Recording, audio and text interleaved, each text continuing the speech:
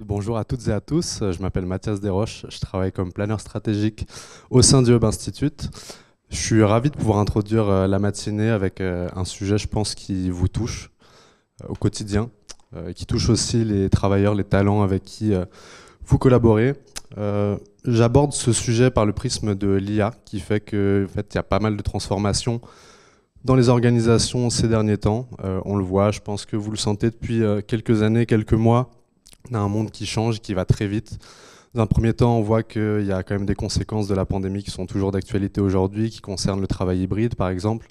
Le fait qu'on ait des organisations de plus en plus flexibles, dans lesquelles finalement la gestion du personnel devient un enjeu assez stratégique. On le voit avec la gestion des données aussi, que ce soit des gestions de données qui sont sensibles, des gestions de données des collaborateurs aussi, qui partagent leurs informations personnelles, d'autant plus dans un contexte qui fait qu'avec l'IA générative, avec les nouvelles technologies, bah forcément quand on utilise de la donnée, que ce soit de la donnée interne ou externe, bah ça peut poser des problématiques pour l'organisation. Dans ce contexte-là, on a aussi le fait que bah, les managers, les directions, les COMEX se retrouvent confrontés à une forme de changement de leur métier, donc forcément la notion de leadership adaptatif qui devient assez prégnante au sein de l'organisation. Et forcément, quand on est face à une technologie comme l'IA, comme l'IA générative, ça pose des questions aussi sur l'automatisation des tâches, sur quelles tâches on peut automatiser en interne et sur lesquelles aussi on peut se poser des questions de où est-ce que dans mon organisation je vais placer beaucoup plus d'humains, beaucoup plus de réflexion humaine. Et forcément, ça amène la question de la résilience opérationnelle, que ce soit au niveau des équipes, sur les postes qu'on va laisser en place, mais aussi sur la résilience des outils. La technologie va très vite, trop vite même, je dirais, ce qui fait que forcément on se pose des questions sur la mise à jour des outils, sur lesquels on va garder et sur lesquels bah, finalement on va retirer. Ça pose aussi cette question sur les compétences numériques.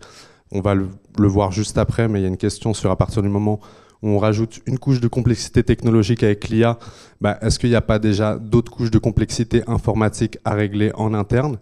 Et par la suite, bah, ça pose la question forcément de l'investissement responsable de l'organisation, l'investissement responsable des managers, aussi vis-à-vis de leurs équipes, sur comment on arrive à créer un groupe, des synergies communes et une vision justement sur le développement de l'organisation, qui soit humain ou qui soit technologique.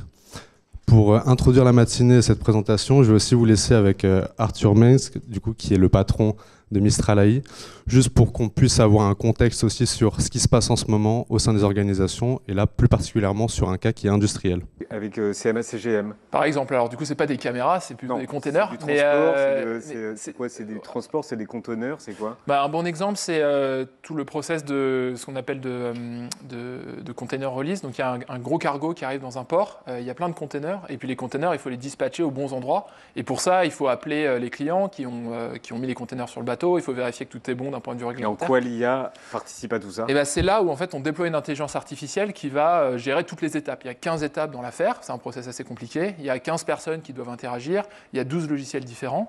Et donc le système d'intelligence artificielle, il fait tourner tout ça. Il va appeler un premier outil, appeler un premier logiciel, il va appeler une deuxième personne pour avoir un feu vert. Et donc il gère toute l'orchestration des feux verts et toute la coordination. Et à la fin, ce que ça veut dire, c'est que tous les opérateurs, ils sont capables d'être beaucoup plus efficaces et ils travaillent 5 fois plus vite. Et vos détracteurs pardon, vont vous dire qu'à cause de vous, beaucoup d'emplois vont disparaître. J'imagine que dans le cas de CMA-CGM, votre solution remplace des personnes qui géraient ça avant? Alors ça ne les remplace pas, ça leur permet de faire d'autres choses. Ça leur permet de passer plus de temps avec les clients en particulier, de favoriser le contact. Et globalement, de manière générale, l'intelligence artificielle, ça permet de retirer toutes les tâches assez pénibles, qui sont des tâches de process et un peu les bullshit jobs qu'on peut faire dans les entreprises, pour les rediriger vers les tâches qui ont vraiment de la valeur ajoutée. Et c'est souvent lié au contact humain et voilà, au travail avec les clients, au fait d'avoir des bonnes relations avec les clients. C'est moins bien payé.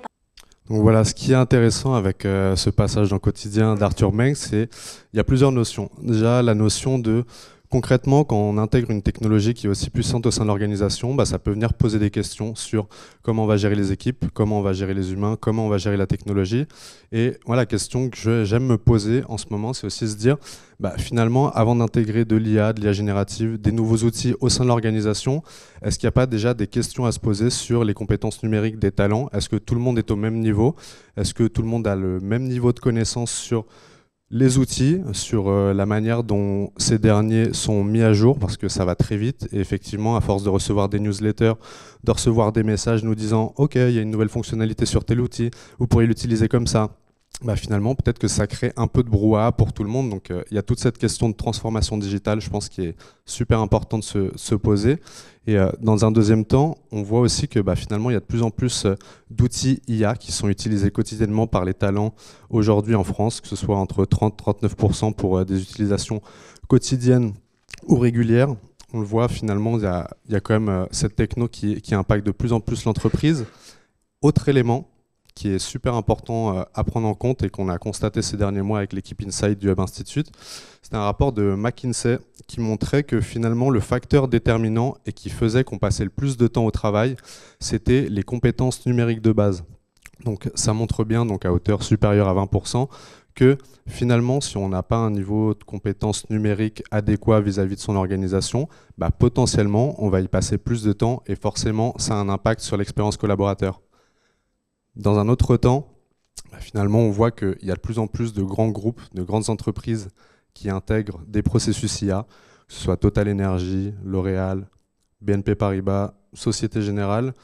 Ce qu'ils font de leur côté, c'est qu'ils sont en train de créer des workshops, donc des ateliers en interne, où ils essayent d'identifier les points sur lesquels on peut intégrer de l'IA générative ou pas. Et en ce sens, ils essayent d'automatiser, de soutenir leurs talents grâce à des processus de travail augmentés à l'IA. Donc on voit que c'est une tendance qui est en train de se dessiner fortement. Et petite question avant de passer à la suite, est-ce que vous êtes familier ou familière avec la notion de multimodalité dans l'IA et l'IA générative? En levant la main, oui. Très bien. Eh bien, écoutez, je vais vous expliquer en quelques mots ce qu'il en est.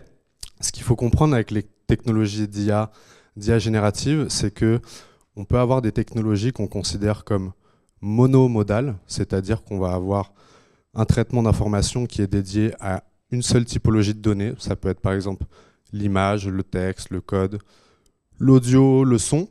Et on va avoir des IA, des technologies d'IA générative qu'on considère comme multimodales et du coup qui sont en capacité de générer plusieurs typologies d'informations.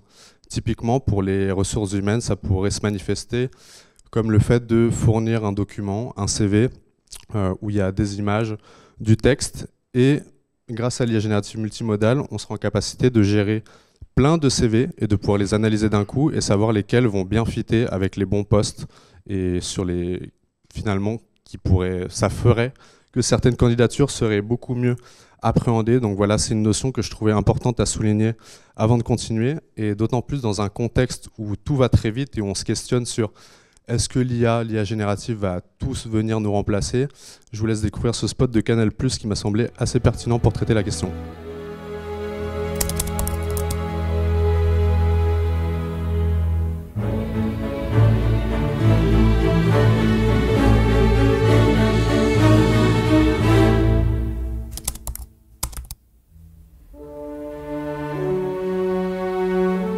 L'intelligence, c'est bien plus qu'une suite de symboles à assembler. D'accord. Alors qu'est-ce qu'il est devenu, l'animateur de la flamme? Il y avait une bombe qui allait exploser d'une minute à l'autre. Police! Écoute-moi au moins, peut-être que c'est le problème. Tu penses pour moi, tu penses pas à moi. C'est fait! Le Paris Saint-Germain va remporter la Ligue des Champions!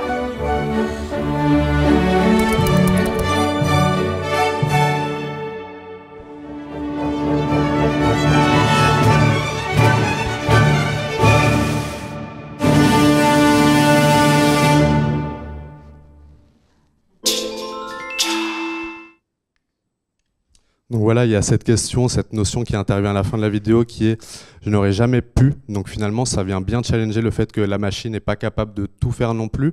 En revanche, ce qui est intéressant et ce qui peut être assez problématique pour le futur des talents et leur expérience collaborateur aussi, c'est ce qu'on voit sur les grands salons d'innovation, que ce soit au CES, à Vivatech ou encore à Jitex. Là, en l'occurrence, c'était à Vivatech.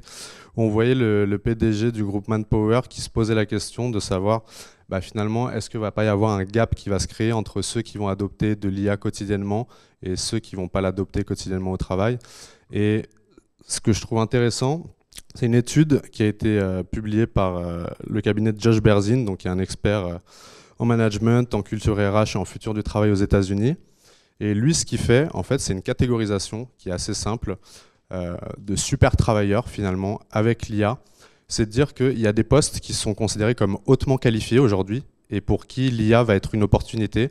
Ça va être une façon pour eux de pouvoir revaloriser leurs compétences, leurs tâches, leur métier et la manière dont ils travaillent quotidiennement.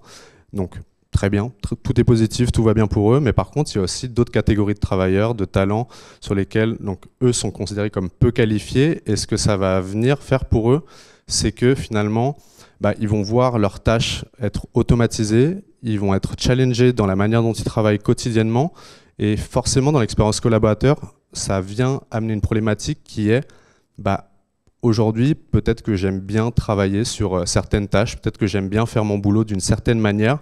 Donc forcément, ça vient créer un impact au sein de l'organisation. Et quand on voit des métiers qui sont en danger, typiquement le métier de traducteur ou traductrice, on voit qu'aujourd'hui, avec des outils d'IA générative, on est en capacité d'automatiser ou de, en tout cas, traduire très rapidement du contenu. On peut se poser des questions sur finalement comment appréhender l'IA et l'IA générative au travail. Baptiste, tout à l'heure, parlait de plateformisation. C'est un sujet, c'est une tendance qu'on constate aussi sur les outils qui sont intégrés au sein des ressources humaines, qui sont intégrés au sein des organisations. À partir du moment où on a une vague technologique qui utilise de la donnée et qui est en capacité de nous aider quotidiennement au sein de l'organisation, en fait, cette plateformisation, elle passe par le fait que de plus en plus de grandes entreprises commencent à intégrer ces outils-là et à essayer d'amener de la cohérence tout au sein de l'organisation. C'est-à-dire qu'à partir du moment où on intègre un outil, on essaye de le relier grâce à de la donnée connectée à d'autres outils au sein de l'organisation. Et ce qui est intéressant avec la plupart de ces outils que je vous montre, c'est de montrer que finalement, ils répondent à des fonctionnalités qui sont assez différentes. Il y a un cas que je trouve assez intéressant, c'est celui aussi de France Travail, où eux, ils ont deux manières d'aborder l'IA et l'IA générative. Dans un premier temps, ils l'utilisent en interne pour leurs talents, pour leur permettre de gérer des tâches administratives et gérer leurs tâches quotidiennes plus facilement. Donc c'est une IA, un chatbot qui va venir les aider, répondre à des questions en interne et qui va leur faire gagner du temps. Et dans un deuxième temps, il y a aussi, il me semble, oui, c'était MatchFT que je trouvais super intéressant, où là, grâce à des algorithmes, ils vont réussir à faire matcher des candidats avec des bons postes. Donc je pense que ça va aussi les aider à agiliser leur travail et les tâches qu'ils doivent effectuer en interne, mais on le voit aussi, l'IA générative et l'IA impactent aussi les candidatures, que ce soit pour les visioconférences, mais aussi pour justement essayer de mieux rédiger son CV. C'est une tendance qu'on voyait dans notre rapport Future of Work cette année, où finalement on voyait que de plus en plus de candidats qui n'avaient pas d'emploi utilisaient aussi de l'IA et de l'IA générative pour essayer justement de répondre aux critères des entreprises qui étaient de plus en plus demandeuses sur les compétences d'IA et d'IA générative. Et il y a un point que je vais structurer en 4 pôles et qui montre aussi comment le monde du travail a évolué ces derniers temps. Dans un premier temps, il y a le cas de la décentralisation des talents. Donc ça, c'est un phénomène qui a été amené forcément par la pandémie, mais pas que. En fait, à partir du moment où on a eu cette crise sanitaire, il y a de plus en plus d'entreprises qui ont commencé à développer des programmes, des manières de faire au sein de leur organisation et en externe pour essayer de se revaloriser. C'est le cas du groupe Publicis, par exemple. Il me semble que juste après la pandémie, ils ont mis en place un programme qui s'appelait Work Your World. Et en fait, ce programme-là, il permettait à des collaborateurs qui avaient déjà travaillé pour eux de partir à l'étranger, donc dans d'autres entités de Publicis. Ce que je trouve intéressant avec ça, c'est le fait que justement, dans un contexte qui est ultra compétitif, et dans lequel on a de plus en plus d'entreprises qui essayent de recruter, d'avoir une belle marque employeur, ils essayent de se démarquer en montrant qu'ils sont accessibles et qu'ils peuvent se rendre assez flexibles vis-à-vis des conditions de travail, en essayant de faire rêver celles et ceux qui appartiennent au groupe. Dans un deuxième temps, il y a aussi la notion de flexibilité qui a été amenée par les différents changements, crise géopolitique et l'évolution du marché du travail ces derniers temps. À partir du moment où on a vu que les talents pouvaient gérer leur vie quotidienne à distance du travail et qu'elles pouvaient accomplir leurs tâches et leurs objectifs, finalement ça a fait qu'il y a de plus en plus de profils qui se sont dit en fait je vais peut-être chercher une entreprise qui s'adapte plus à moi que moi je vais m'adapter à elle. Donc il y a vraiment un jeu de balancier qui s'est créé ces dernières années et ces derniers mois sur cette question pour les entreprises. Et on l'a vu au tout début de la présentation, le monde va vite, le monde va beaucoup trop vite dans le sens où en fait il y a de plus en plus d'outils qui émergent, il y a de plus en plus de mises à jour, c'est dur de se tenir au courant et à la page. Donc vis-à-vis de l'expérience collaborateur, finalement il y a aussi cette question-là. Je pense qu'avant le contact humain aussi, il y a le contact qu'on a technologiquement avec nos outils de travail et qui fait qu'on peut s'épanouir ou pas au boulot à partir du moment où il y a de la formation et où il y a un accompagnement aussi.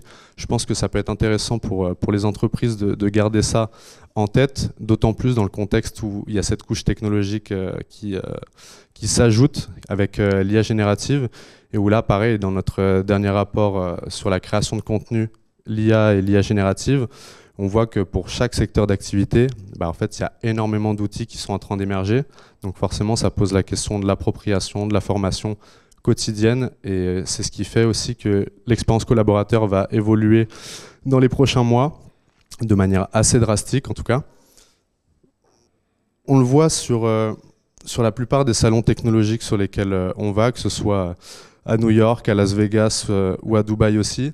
Il y a des plateformes qui viennent accompagner les collaborateurs, que ce soit pour développer leurs compétences, pour développer leur leadership, développer leur bien-être aussi, développer leur santé mentale, faire en sorte qu'ils aient un soutien quotidien au travail afin que leur expérience collaborateur soit renforcée. Il y avait un exemple que je trouvais assez intéressant, qui est une plateforme qui a été développée aux Émirats Arabes Unis. C'est une plateforme développée par l'État, par le gouvernement, qui s'appelle Tonu, si j'ai bonne mémoire. Et ce qui est intéressant avec la plateforme, c'est que en fait, c'est une plateforme qui est considérée comme une plateforme d'apprentissage autonome sur lesquelles les citoyens peuvent décider d'utiliser des modules pour développer leurs compétences ou développer des choses qu'ils ont envie d'exercer, que ce soit dans leur vie personnelle ou professionnelle. Et ce qui est intéressant avec cette plateforme, c'est que ça leur apporte des certifications et du coup, le jour où ils doivent candidater ou aller se former quelque part, leur futur potentiel employeur a accès à ces données-là et du coup ça fait que ça peut montrer en tout cas à l'employeur que la personne qu'il a en face de lui a des compétences assez singulières sur les pans de vie qu'il aura décidé de développer, ce que je trouvais assez intéressant. Dans un contexte ultra technologique aussi, où on voit qu'il y a de plus en plus d'IA partout. L'année dernière au CES, on a pu voir avec la keynote de Jensen Huang, la notion d'IA agentique. Est-ce que vous êtes familier avec cette notion ou pas du tout? Oui, en levant la main. Ok, c'est un peu mieux que la première question. Génial. Mais je vais quand même étayer, je vais quand même développer un peu plus. Grosso modo, on a l'IA, donc IA, algorithme, gestion des données, flux d'informations. On a IA générative, qui permet de générer du contenu grâce à des données.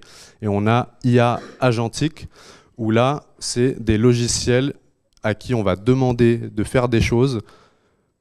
Livre-moi une pizza à 18h le mardi, et le logiciel va être en capacité de le faire. En grosso modo, il y a un agent autonome, un agent IA. C'est ça, c'est un logiciel à qui on peut demander d'effectuer des tâches et qui va le faire à notre place. Et ce qui est assez intéressant, mais aussi inquiétant, c'est le fait de voir que sur la place publique, sur des plateformes comme YouTube aussi, on voit de plus en plus de créateurs de contenu qui vont parler de cette technologie-là et du coup finalement qui vont donner accès au grand public à des ressources, à des informations sur comment créer un agent IA. Et en fait, ces agents IA-là, ils peuvent très bien s'appliquer donc à l'exemple de la pizza donc, dans la vie quotidienne, mais ils peuvent aussi s'appliquer au cas de l'entreprise. Typiquement, on a déjà vu des cahiers de tendance qui montraient que certains agents IA seraient en capacité d'automatiser des campagnes de recrutement ou des campagnes de communication. Je ne vais pas rentrer dans le détail aujourd'hui, mais je vous invite à regarder nos derniers rapports Future of Work et aussi sur la création de contenu marketing. Je pense que ça peut vous intéresser à ce sujet-là. Et le point où je veux en venir et qui vient impacter aussi l'expérience collaborateur, à mon sens, avec cette technologie-là, c'est qu'aujourd'hui, en fait, on voit qu'il y a un mouvement de balancier qui pourrait se créer. Typiquement, avant et aujourd'hui, on était sur un modèle qu'on appelle un modèle de travail crude, donc créer de l'information, les lire, les mettre à jour ou alors les supprimer. C'est comme ça qu'on travaille manuellement sur nos ordinateurs. C'est comme ça qu'on travaille avec les documents quotidiennement. Et en fait, avec l'essor de l'agent as a service, ce qui se passe, c'est que du coup, on serait plus sur un modèle de pilotage automatique dans lequel on délègue des tâches à un robot, en tout cas un logiciel qui ferait que finalement on pourrait se concentrer sur des tâches beaucoup plus importantes, comme par exemple les relations humaines ou les relations commerciales. C'est un exemple, mais en tout cas il y a ce changement de paradigme qui est en train de s'effectuer en ce moment, et je pense que c'est aussi de la responsabilité des entreprises, des directions RH, des directions générales aussi de se mettre le pied à l'étrier sur ces sujets-là pour essayer de prendre les décisions par la suite. On le voit. Et ce qu'il faut retenir de cette présentation, c'est que finalement, avec les différentes crises géopolitiques, les différentes vagues technologiques qu'on a connues, on est face à des entreprises qui sont de plus en plus agiles face au changement. Il y a aussi une autre notion qui est assez importante, c'est qu'à partir du moment où on a cette vague technologique-là qui arrive, forcément, ça fait que tout le monde est en train de se remettre en question sur est-ce qu'il faut que j'utilise de l'IA ou pas, comment je dois le faire, est-ce que mes compétences vont être valorisées demain avec mon futur employeur, est-ce qu'il faut que je prenne des mesures de sécurité par rapport à tous les outils d'IA que j'utilise ou pas. Il y avait ce phénomène de la shadow AI qui était assez impactant ces derniers mois, où on voyait des talents justement qui apportaient des outils IA qu'ils connaissaient au sein de leur organisation, mais qui n'avaient pas forcément l'autorisation de leur manager pour les utiliser. Donc, question qui est super importante justement dans un monde qui devient talent and skill centric avec l'IA. Et il y a aussi le dernier point, là c'était par rapport aussi à un documentaire que j'avais vu cet été sur France Info et qui parlait du fait que les jeunes générations tendaient à renouveler, en tout cas à créer leur métier de par le fait qu'ils développaient leurs propres compétences. On le voit dans l'enseignement supérieur par exemple aux États-Unis et de plus en plus en France. On est aujourd'hui dans un système où on a le droit de choisir nos matières et construire des parcours de carrière qui sont plutôt singuliers. Et du coup, ça amène forcément la question de demain, est-ce qu'on ne va pas être confronté à des talents qui sont très singuliers et qui n'ont rien à voir avec ce qu'on avait pu connaître avant, par exemple avec le fait qu'on n'a plus des parcours de carrière de 20-25 ans dans la même entreprise. Donc il y a cette question-là. Et pour la petite anecdote, et je vais conclure là-dessus, il y a quelques mois, j'ai pu partir en formation avec un de nos conseillers digitaux en IA à Barcelone. Et on allait former une entreprise, je ne dirais pas le nom, mais une entreprise pharmaceutique, un grand groupe pharmaceutique sur des sujets d'IA générative. On leur a posé la question au tout début, est-ce que vous aimez l'IA? Donc je vais vous le faire en espagnol. Les gusta la IA. Et au final, bon, au début, ils n'étaient pas trop chauds. On a fait la formation, on a fait le workshop avec eux. Et à la fin de la formation, on leur a reposé la question. Donc, les gusta la IA. Et au final, ils nous ont dit « Si, nos gusta la IA », mais parce qu'ils ont réussi à s'en imprégner et à comprendre que ça n'allait pas impacter leur expérience collaborateur de façon négative, ça n'allait pas les remplacer, ça venait juste les soutenir. Et du coup, de notre côté, on se dit que c'est une technologie qui peut justement accompagner l'expérience collaborateur si elle est bien appréhendée et si elle est pensée stratégiquement au sein de l'organisation. Je vous remercie. Ah non, c'est fini. Ouais, c'est fini, il fallait le retirer, c'est pas ça. C'est bon, là c'est fini.